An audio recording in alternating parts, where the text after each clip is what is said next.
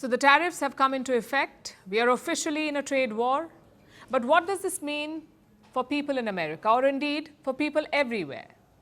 What does it mean for them? What is the impact of these moves? We have identified 4 main ones. And these don't just cover the financial side of things, they also look at the politics.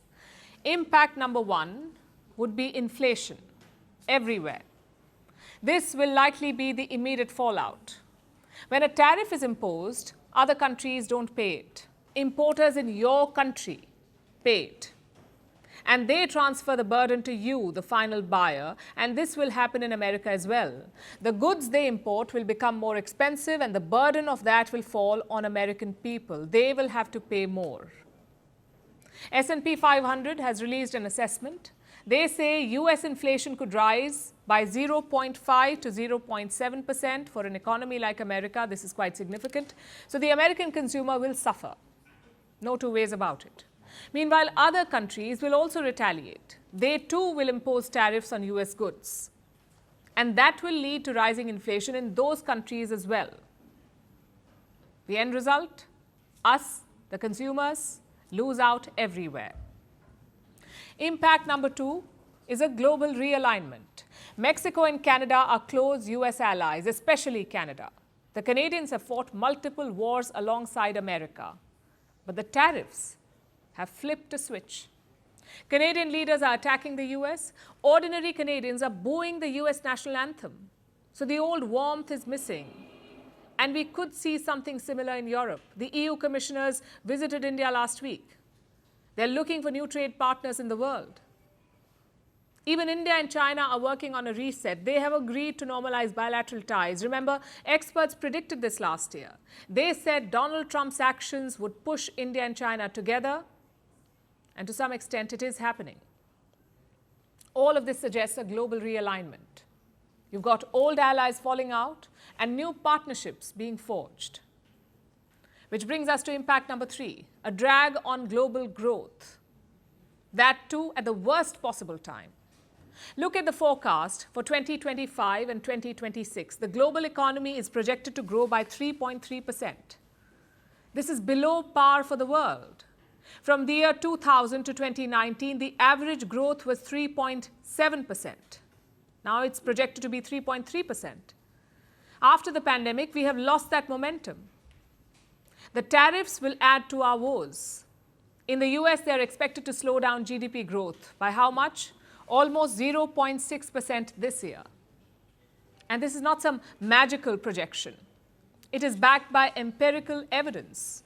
In 2019, Donald Trump triggered a similar trade war with China. The IMF, the International Monetary Fund, says that it reduced global GDP growth by 0.8% that year.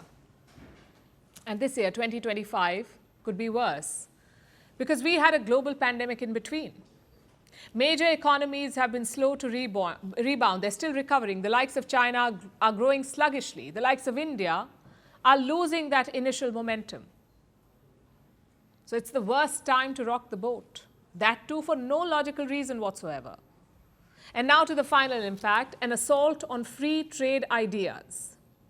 You see, in the last few decades, there was a clear consensus. Free trade is the way to go.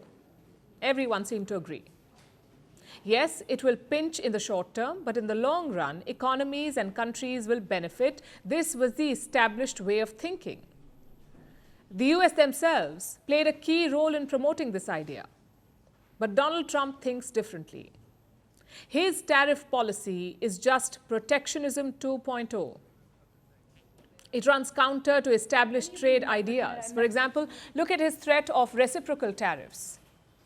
If you impose 20%, I impose 20%. That is reciprocal tariffs in a nutshell. That's what it means. But it ignores ground realities in other countries.